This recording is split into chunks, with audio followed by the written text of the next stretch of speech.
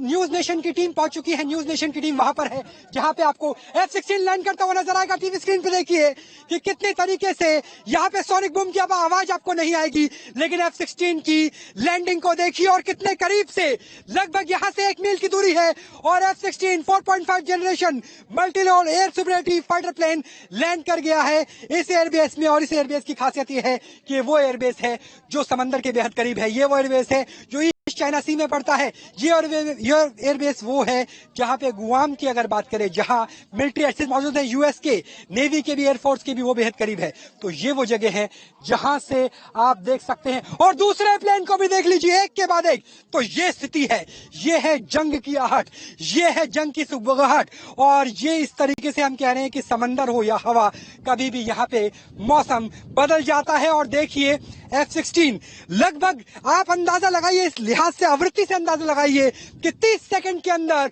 दूसरा F-16 landing position में runway की तरफ जाता हुआ medium weight multi role air superiority fighter, जिसके अंदर हार्पून मिसाइल, एमरन मिसाइल लग सकती है, हवा में मार करने वाली, हवा से जमीन पे मार करने वाली। अगर ट्रेजेक्टरी की बात करें, अगर एयर कॉम्बैट की बात करें, डॉग फाइट की बात करें, तो लगभग 30 डिग्री के कोण से इसका इजेक्शन सीटें रही, पार्ट इंजेक्शन। और तीसरा, यह देखिए, ऐसा कभी नहीं हुआ। तो क्या कोई स्थिति बदल रही है? क्या साउथ चाइना सी के बाद ईस्ट चाइना सी जहां मौजूद है, यहां पर जंग के हालात बनने वाले हैं? क्योंकि आप ये देखिए, एक के बाद एक मिनट के अंदर तीसरा F-16 यहां पर लैंड करता हुआ 2012 के एयर शो में पहली बार इसे यूएस की लॉकेट मार्टिन कंपनी के द्वारा दिखाया गया था F-16। और 2017 में इसके ब्लॉक 5, जिसे वाइपर कहा जाता है, एक्वायर किया गया। और ट्रंप प्रशासन में 60 से ज्यादा बात हुई कि हम और F-16 लेना चाहते हैं। यानी जैसे मेन बैटल टैंक होता है, तो ये मेन बैटल एयरफोर्स की पूरी शक्ति है, रीढ़ की हड्डी आप इसे कह सकते हैं। और सबसे आधुनिक फाइटर्स में से है, क्योंकि F-22 रैप्टर की बात करें, वो अमेरिका किसी को बेचता नहीं है। F-35 की बात करें, वो सिर्फ नेटो कंट्रीज को बेचा जाता है। और F-35, F-18, F-22 के बाद चौथा सबसे आधुनिक प्लेन है। और ये ऐसा फाइटर है जो जेके सीरीज है, अगर चाइना की बात करें, जिसे 5th जनरेशन की कहा जाता है, लेकिन वो 5th जनरेशन है नहीं। हालांकि ये भी 5th जनरेशन नहीं है, 4.5 जनरेशन है, लेकिन फ्लाई बाय वायर है। एमरम जैसी एयर टू एयर मिसाइल को इसके साथ रखा जा सकता है। और अगर हार्पून की बात करें तो वो भी दागी जा सकती है, यानी समुद्री जहाजों को भी टारगेट किया जा सकता है। तो ये था F-16, एक के बाद एक 3 F-16 की लैंडिंग 3 मिनट के अंदर। यह दिखाने जताने के लिए काफी है कि ईस्ट चाइना सी में सब कुछ सामान्य नहीं है। और कभी भी तीसरे विश्व युद्ध की सुगबुगाहट, अनुगूंज यहां से सुनाई दे सकती है, जहां न्यूज नेशन आपको ग्राउंड रिपोर्ट दिखा रहा है। मेरे पीछे जो आवाज है, यह है F-16 का सोनिक बूम और F-16 का ब्लॉक 5 यहां से लगातार उड़ान भर रहा है। इस वक्त ईस्ट चाइना सी के करीब मौजूद है और यहां से F-16 ब्लॉक 5, जिसे F-16 वाइपर कहा जाता है, ये लगातार उड़ान भरता हुआ। और न्यूज नेशन की टीवी स्क्रीन पे देखिए कि कैसे लगभग 35 से लेकर 40 डिग्री का कोण बनाता हुआ यह F-16 हवा में उड़ चुका है। और ऐसे 60 से ज्यादा नए F-16 ब्लॉक 5 को ऑर्डर किया गया था जब ट्रंप सरकार हुआ करती थी। और F-16 बेहद आधुनिक है। F-16 लड़ाकू विमानों की बात करते 1970 के दशक से ये हवा में है। लेकिन अगर इस ब्लॉक 5 की बात करें, वाइपर की बात करें, तो सबसे पहले सिंगापुर एयर शो में 2012 में ये नजर आया था। इसमें कई अत्याधुनिक चीजें हैं, फ्लाई बाय वायर है, एक्टिव अरे रेडार है, एक्टिव और पैसिव दोनों तरीके से। रेडार का मतलब यह है, एक्टिव रेडार का मतलब कि ये आसपास के सिग्नल्स को जाम कर सकता है। अगर कोई ड्रोन इसके ऊपर हमला करने के लिए आएगा तो उसके सिग्नल को जाम कर सकता है। पहला ऐसा फाइटर है जिसमें जो सीट इंजेक्शन सीट है, यानी पायलट जब इजेक्ट करता है तो 30 डिग्री पे मुड़ता है। 30 डिग्री पे मुड़ने की वजह से जी फोर्स काफी कम हो जाता है, यानी फाइटिंग कैपेबिलिटी। और खासतौर पे अगर डॉग फाइट की बात की जाए तो F-16 को बेहद महत्वपूर्ण माना जाता है, जो आपने न्यूज नेशन के स्क्रीन पे अभी लगभग 40 डिग्री के कोण पर उड़ते हुए देखा। और यही मेन बैटल फोर्स है, यही रीढ़ की हड्डी है। अगर ताइवान की वायुसेना की बात करें, लगभग 150 से लेकर 200 F-16 ब्लॉक 5 वाइपर यहाँ पे मौजूद है। हालांकि लॉकहीड मार्टिन ने जब F-16 ब्लॉक 5 को बनाया था तब भारत को भी ऑफर दिया गया था, बल्कि इसके एडवांस वर्जन को ऑफर दिया गया था, लेकिन भारत ने इनकार कर दिया। तो कुल मिलाकर न्यूज नेशन उस जगह पर मौजूद है जो एक अंडरग्राउंड एयर बेस है, जहां पे रनवे को छोड़ के बाकी जितने शेल्टर्स हैं, हैंगर्स जिन्हें कहा जाए टेक्निकल लैंग्वेज में, वो जमीन के नीचे रहते हैं। और ये सेकंड स्ट्राइक कैपेबिलिटी है। अगर पूरे के पूरे नेवल एसेट्स को डिस्ट्रॉय एक साथ कर दिया जाए तो भी कोशिश ये है कि इस एयरबेस के जरिए ताइवान सेकंड स्ट्राइक कर सकता है, यानी बदला लिया जा सकता है। जिस तरीके से समुद्र में SSN और SSBN काम करती है, यानी न्यूक्लियर मिसाइल, न्यूक्लियर सबमरीन और न्यूक्लियर पावर से चलने वाली सबमरीन, दोनों तरीके से वैसी टेक्नोलॉजी नहीं है ताइवान के पास। सिर्फ 4 सबमरीन है, 2 फर्स्ट वर्ल्ड वॉर एरा की और बाकी 2 बची 1960 के दशक से पहले की। इसलिए जरूरत है F-16 वाइपर जैसे एडवांस फाइटर जेट की। इसे 4.5 generation medium weight multi role air superiority combat fighter कहा जाता है, और यही रीढ़ की हड्डी है जो अब से चंद सेकंड पहले अपने न्यूज नेशन की स्क्रीन पर उड़ान भरते हुए देखा। और आमतौर पे इस उड़ान का अर्थ क्या है? आमतौर पे उड़ान का अर्थ है कि ऐसा तो नहीं मीडियम लाइन को क्रॉस किया गया है चाइना के द्वारा, और चाइना एयर स्पेस का वायोलेशन कर रहा है, और उसे रोकने के लिए F-16 बीते कई दिनों से हमने उड़ान में देखे। और ये कॉम्बैक्ट रेडी F-16 माने जाते हैं। कॉम्बैक्ट रेडी का मतलब है इसमें एमराम मिसाइल लगी हुई है। एमराम मिसाइल की बात करें 40 किलोमीटर की उसकी रेंज है। हवा से हवा में किसी भी दूसरे जहाज को गिराने की क्षमता है। और अगर समुद्री बेड़े की बात करें, फ्रिगेट डिस्ट्रॉयर की बात करें, तो F-16 से हार्पून मिसाइल को भी फायर किया जा सकता है, जिसकी रेंज 135 से लेकर 140 किलोमीटर बताई जाती है। तो यानी हवा की रक्षा हो या समंदर की सुरक्षा, दोनों करने में F-16 काबिल है। और वही F-16 की उड़ान न्यूज नेशन में तमाम भारतीय दर्शकों ने देखी। न्यूज नेशन उस एयरबेस के पास मौजूद है जो ईस्ट चाइना सी से लगा हुआ है, जो चाइना मेनलैंड से सबसे ज्यादा दूर है, जो ताइवान की ऐसी लोकेशन है जहां सेकंड स्ट्राइक की जा सकती है। मोहम्मद मिसबाह हमारे साथ बात करने के लिए हिंदुस्तान के निवासी है, बिहार से आए हुए हैं, 6 साल से यहीं पर ही रह रहे हैं और इंडियन कम्युनिटी के साथ साथ वो डिफेंस को समझते हैं क्योंकि डिफेंस स्टडीज में ही PhD कर रहे हैं। मिसबाह, अगर आपसे पूछना चाहें, यहाँ पर आप 6 साल से हैं, कभी इतना डर लगा क्या? जिस तरीके की स्थिति अब नजर आती है, 3 मिनट के अंदर 3 F-16 टेक ऑफ लैंडिंग। इतनी टेंस पहले नहीं थी, लेकिन इधर जब से जब से उनकी यात्रा हुई है तब से चाइना नैन्सी पेलोसी के बाद ज्यादा एग्रेशन में भी चाइना आ गई। उससे पहले ऐसा कोई कैसे स्थिति नहीं थी। हालांकि जब से ये सरकार आई, सांग इंग सरकार, तो ये इन्होंने पहले सबसे पहले रिजेक्ट कर दिया इनकी जो 1 नेशन 2 पॉलिसी थी, क्योंकि हांगकांग का। अच्छा, कितने इंडियन स्टूडेंट्स हैं जो यहाँ पर पढ़ते हैं? क्योंकि हमने देखा था यूक्रेन में ऑपरेशन गंगा चलाया गया था, युद्ध की स्थिति में उन्हें निकालना होगा भारत सरकार के द्वारा।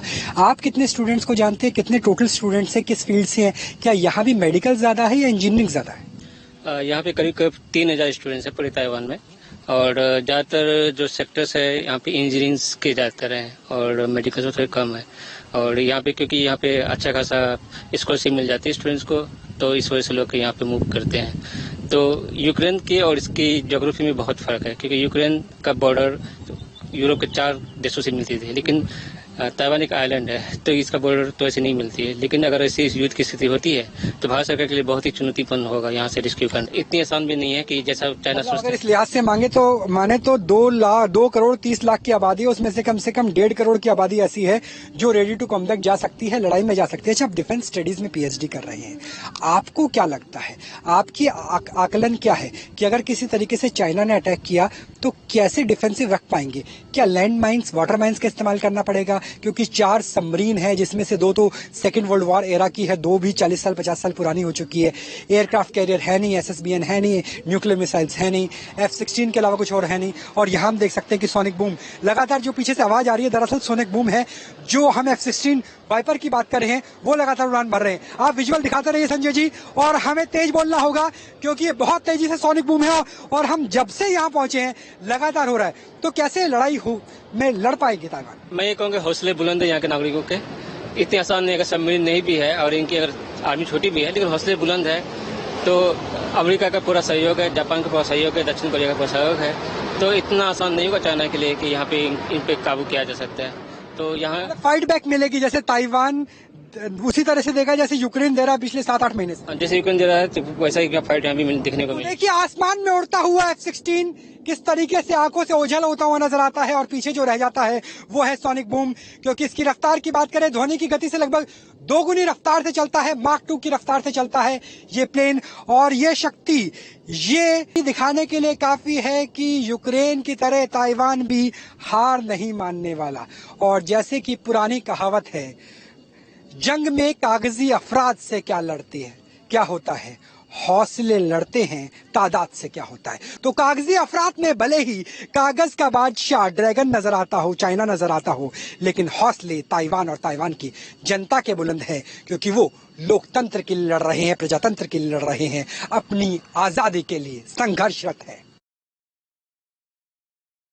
न्यूज नेशन हर उस स्थान पर पहुंचता है जो विश्व युद्ध के मुहाने पर होता है, जहां जंग छिड़ सकती है, जहां से रसद पहुंच सकती है। हमने आपको दिखाया था यूक्रेन का ओडेसा शहर, और हम अब पहुंचे हैं ताइवान के हुआलिन बंदरगाह के पास, उसके सी पोर्ट के पास, जो इतना महत्व रखता है क्योंकि जियो पॉलिटिक्स में पहले ज्योग्राफी आती है, उसके बाद पॉलिटिक्स, यानी आपका भूगोल तय करता है कि आपका भविष्य क्या होगा। और भूगोल इस इलाके का क्या है, इतिहास क्या है, और कैसे भविष्य में तीसरे विश्व युद्ध की अगर कोई रणनीति तय करेगा तो ताइवान का ये हुआलिन शहर और उसके आसपास का बीच ही करेगा। वो आपको दिखाते हैं। सबसे पहले देखिए जो मेरे बाईं तरफ है, ये है फिलीपींस का सागर। फिलीपींस जो नाटो का साझेदार भले ही ना हो, लेकिन अमेरिका के साथ कुछ साल पहले तक उसका एक पैक्ट हुआ करता था, जिसके तहत अमेरिकन फोर्सेस अभी भी फिलीपींस में मौजूद है। और हुआली आइलैंड की बात करें जहां मौजूद है, ये ताइवान का है, लेकिन ये चाइना की तरफ नहीं है। जो स्टेट चाइना और ताइवान को अलग करता है, यानी पीआरसी और आरओसी को अलग करता है, रिपब्लिक ऑफ चाइना और पीपल्स रिपब्लिक ऑफ चाइना यानी ताइवान को अलग करता है, उससे काफी दूर है फिलीपींस का सागर। ये महत्व की लोकेशन इसलिए है, ये ज्योग्राफिक पॉइंट ऑफ व्यू से, जियोपॉलिटिक्स के लिहाज से महत्वपूर्ण इसलिए है क्योंकि अगर अमेरिका और उसके सहयोगी देश, यहाँ पर क्वाड की बात हो रही है, यहाँ पे जापान और दक्षिण कोरिया की बात हो रही है, अगर वो किसी भी तरीके से मदद पहुंचाना चाहेंगे तो इसी रास्ते से पहुंचाया जा सकता है। इसके अलावा कोई दूसरा विकल्प नहीं है, क्योंकि ये बीच ऐसी जगह पर है जो सबसे ज्यादा दूरी पर है, ताइवान के अंदर है लेकिन चाइना से सबसे ज्यादा दूरी पर है।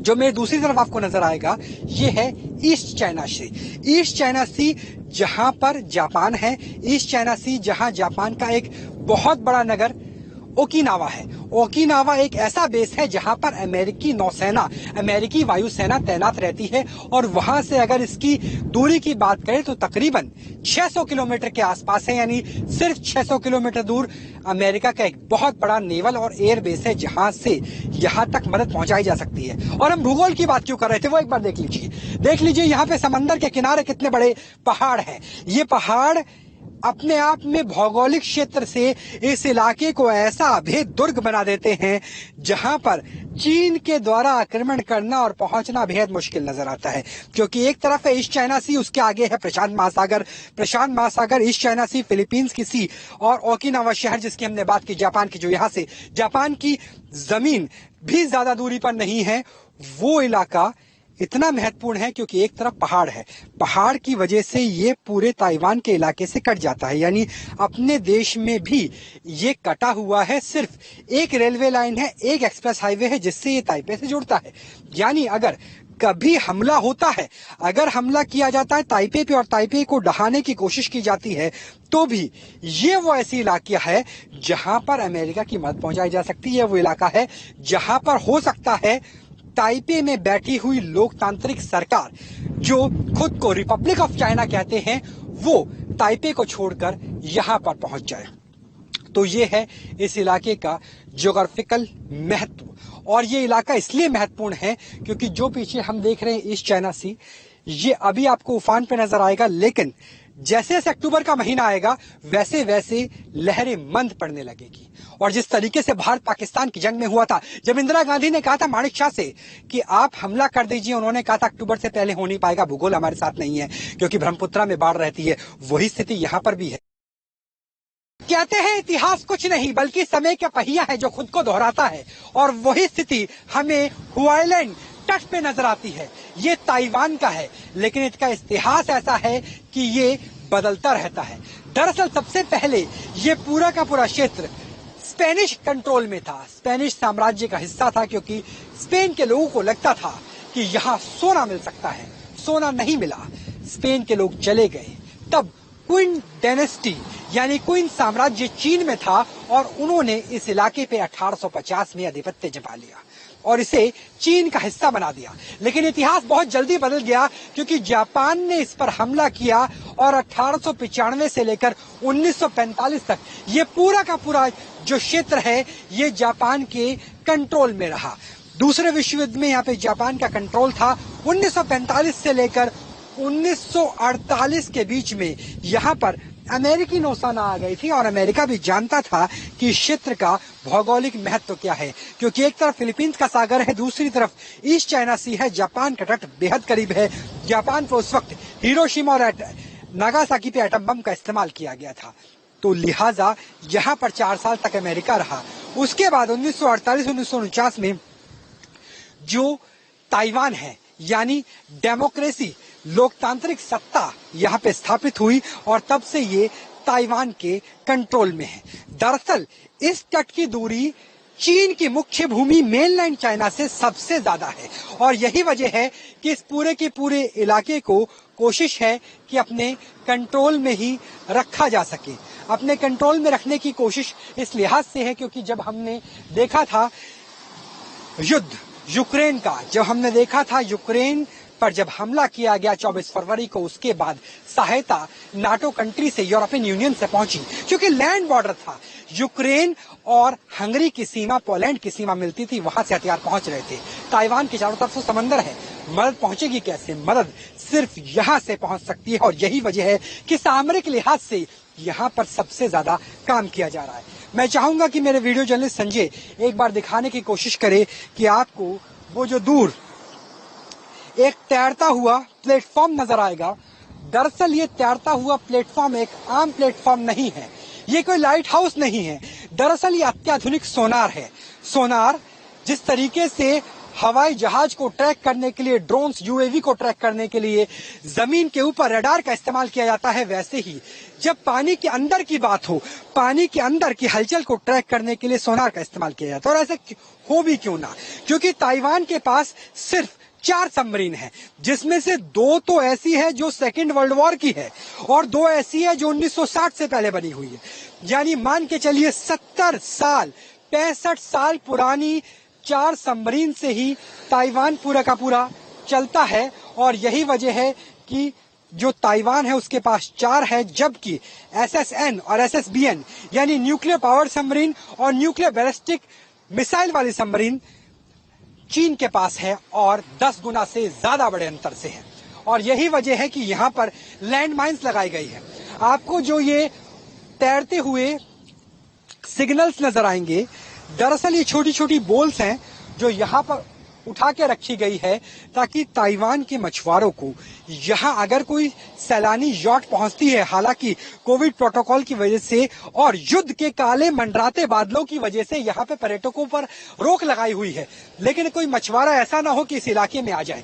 और ये जो पूरी की पूरी रेखा आपको नजर आएगी, सिर्फ 1 किलोमीटर या 2 किलोमीटर नहीं, बल्कि समंदर के अंदर कई कई मील तक ये बॉल्स ये बताने के लिए काफी है, ये पूरा का पूरा इलाका ऐसा है जहां पे सी माइन लगाई गई है।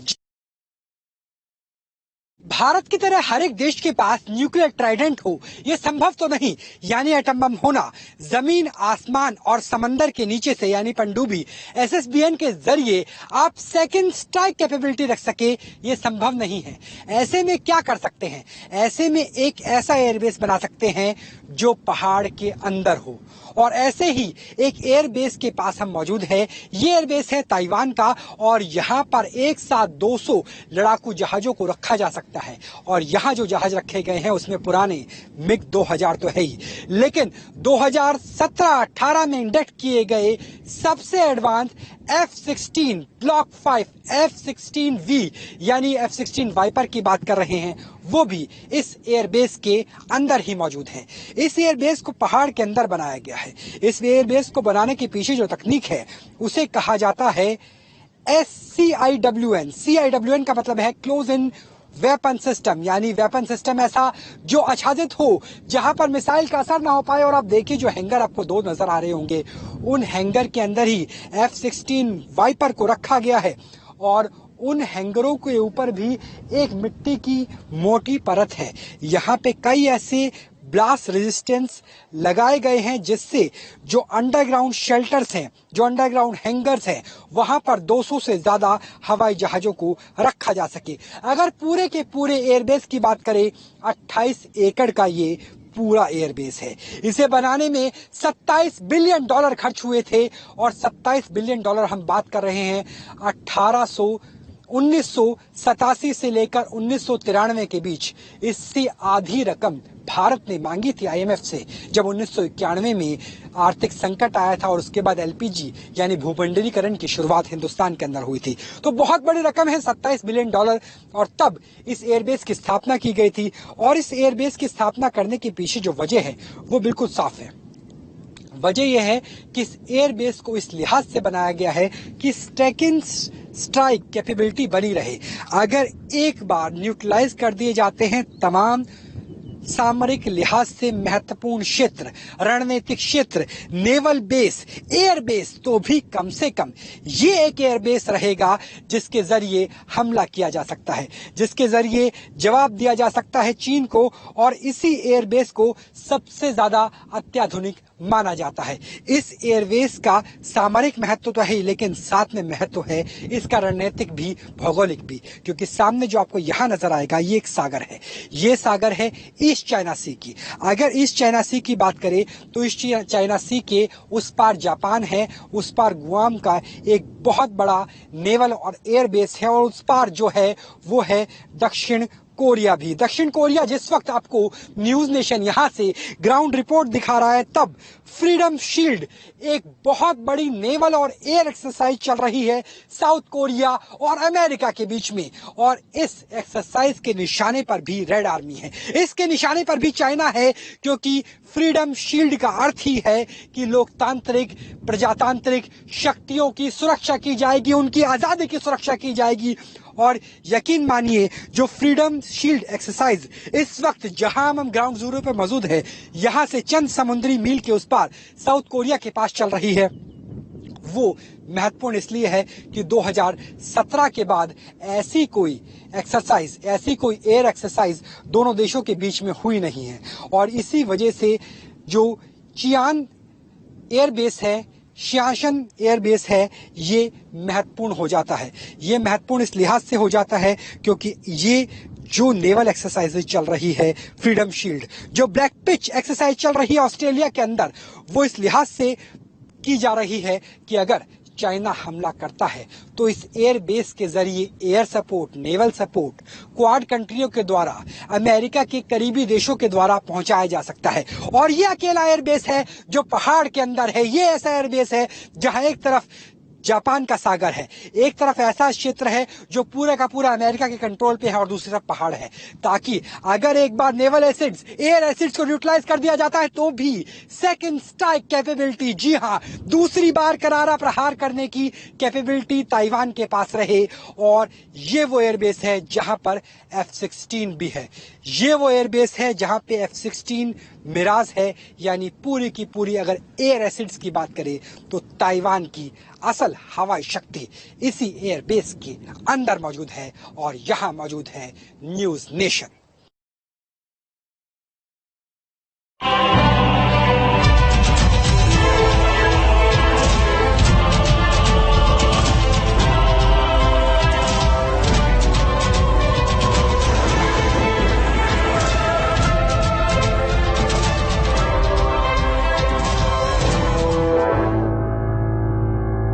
कौन सी वो स्त्रियां होती हैं जिन्हें अपने